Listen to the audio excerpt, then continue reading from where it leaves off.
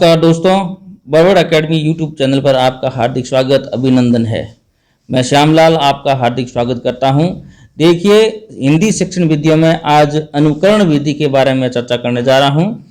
अनुकरण विधि, जब एक बालक पहली बार भाषा सीखने की शुरुआत करता है तो शिक्षक कार्यों का अनुकरण करते हुए, शिक्षक का अनुकरण करते हुए सीखता है। शिक्षक किस तरीके से लिखता है बोर्ड पर, शिक्षक किस तरीके से वर्णमाला को, शब्द को लिखता है, तो बच्चा उनको देखकर, उनके कार्यों को देखकर उनका अनुकरण करता है। अनुकरण का प्रयोग सामान्यतः भाषण एवं वाचन में किया जाता है। जैसे शिक्षक एक बोलता है, भाषण देता है, तो बच्चा भी उनकी नकल करने की कोशिश करता है, छात्र भी नकल करने की कोशिश करता है। इसे अनुकरण विधि कहते हैं। अनुकरण विधि के प्रकार देखिए, लेखन अनुकरण, उच्चारण अनुकरण और रचना अनुकरण। लेखन अनुकरण के अंदर है रूपरेखा अनुकरण और स्वतंत्र लेखन अनुकरण। देखिए आगे, लेखन अनुकरण है दोस्तों। लेखन अनुकरण, जब एक शिक्षक बालक को लिखना सिखाता है तो उसके लिए वो अपने कार्यों का अनुकरण बालक से करवाता है। बालक से उसे कहता है कि ऐसा कैसा लिखने की कोशिश करो। अनुकरण करते हुए बालक लिखना सीखता है। लेखन अनुकरण के दो प्रकार होते हैं दोस्तों, एक होता है रूपरेखा अनुकरण और एक होता है स्वतंत्र अनुकरण या दृष्ट लेखन अनुकरण या जैक्टॉट विधि अनुकरण। रूपरेखा अनुकरण, इसमें बालक के सामने किसी भी वर्ण की अथवा शब्द की रूपरेखा अंकित की जाती है और बालक उस रूपरेखा पर पेंसिल घुमा फिराकर सीखने का अभ्यास दोस्तों करता है। इसे रूपरेखा अनुकरण कहते हैं। जैसे अ लिखा हुआ है, डॉट डॉट बना के अ लिखा हुआ है, तो बालक उसके ऊपर अ के ऊपर अपना पेंसिल है वो चलाएगा धीरे धीरे और अ लिखने की कोशिश करेगा। स्वतंत्र अनुकरण देखिए, शिक्षक श्याम पट पर अथवा बालक की उत्तर पुस्तिका में स्वतंत्र वर्ण शब्द की आकृति बनाता है और बालक उसे देखकर वैसी आकृति लिखने की कोशिश करता है, प्रयास करता है। निम्न स्तर हेतु उपयोगी विधि है यह। लेखन कौशल के विकास में सहायक विधि है और यह एक मनोवैज्ञानिक विधि है दोस्तों, क्योंकि इसमें छात्र प्रयास करता है, छात्र इसमें प्रयास करता है, छात्र इसमें दिमाग लगाता है, इसलिए इनको मनोवैज्ञानिक विधि कहते हैं। उच्चारण अनुकरण देखिए, जब बालक को लिखना आता है तो उसकी अगली आवश्यकता लिखित वस्तु, विषय वस्तु को बोलने की होती है। जब बालक लिखना सीख लेता है तो वह बोलने की कोशिश करता है दोस्तों। देखिए,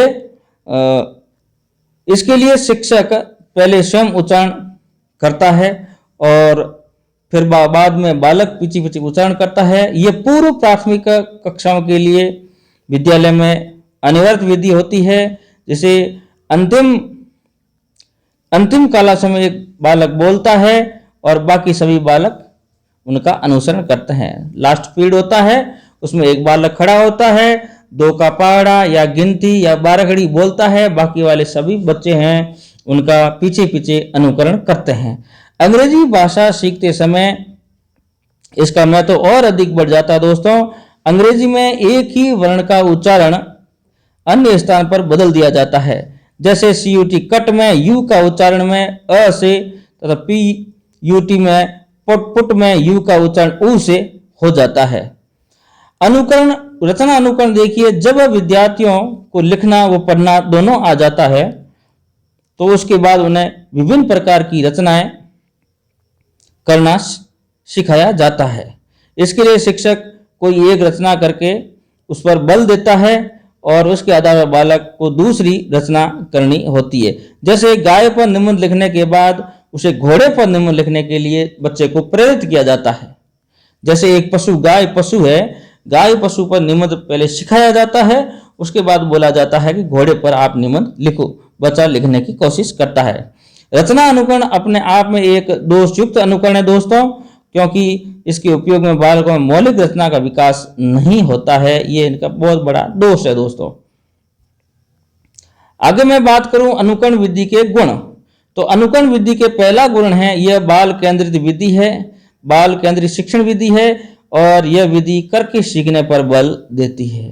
अच्छा है, पूछ लिया जाएगा परीक्षा में, तो यह करके सीखने पर बल देती है। दूसरा है, यह विधि मुख्य रूप से प्राथमिक स्तर के विद्यार्थियों के लिए उपयोगी है, ऊपर के विद्यार्थियों के लिए उपयोगी नहीं है। छोटे छोटे बच्चे होते हैं वो अनुकरण के द्वारा सीखते हैं। तीसरा है, इस विधि का मुख्य उद्देश्य बालक को आत्मनिर्भर बनाकर सही अर्थ में स्वतंत्र बनाना होता है। और चौथा इनका गुण है, बालकों के उच्चारण हेतु ये विधि उपयोगी है। उच्चारण संबंधी दोष होता है बालकों को वो निकल जाता है, सही हो जाता है। अब है रसावधन विधि दोस्तों। तो रसावधन विधि के बारे में चर्चा करना जा रहा हूं। उपनाम है उपसंहार विधि। उपसंहार विधि है रसावधन विधि। रसावधन दो शब्दों के योग से बना होता है, रस और आवदन। रस का अर्थ होता है आनंद, रस का अर्थ होता है आनंद। आस्वादन का अर्थ होता है प्राप्त करना, ग्रहण करना, अर्थात कोई रचना का उचित स्वराघात, उपयुक्त गति, भाव भंगिमा के साथ प्रस्तुत की जाती है और उसे रसावधन विधि भी कहते हैं। इसका मुख्य उद्देश्य किसी कविता या पदों के में दिए गए शब्दों को निहित रसों की पहचान करना, जैसे करुण रस, सौंदर्य रस, वीर रस, हास्य रस, जो भी रस है उनको आनंद की दृष्टि से कविता का शिक्षण करना। अर्थात इस विधि का मुख्य उद्देश्य कविता में स्थित रस का आनंद, रसानुभूति करवाना। यह विधि सभी स्तर के लिए विद्यार्थियों के लिए उपयोगी विधि होती है, रसावधन विधि। दोस्तों ध्यान रखें, इस विधि की विशेषता है रसावधन विधि की, इस विधि में कविता के मूल भाव को छोड़कर केवल शब्दों की विशेषताओं को ग्रहण किया जाता है। दूसरा है विशेषता, कविता का पठन कराने हेतु इस विधि का प्रयोग किया जाता है। तीसरा, इस विधि में अध्यापक लक्ष्य कविता का अर्थ बतलाना न होकर कविता का आनंद लेने के लिए छात्रों में समर्थ बनाया जाता है। चौथा है, कविता पठन का प्रमुख उद्देश्य रसानुभूति कराना होता है। दोस्तों काव्य का रसावधन करने के लिए जो भी आवश्यक हो उसे करना चाहिए। अगली विशेषता है, इस विधि में छात्रों में भावात्मक प्रवृत्ति का विकास होता है।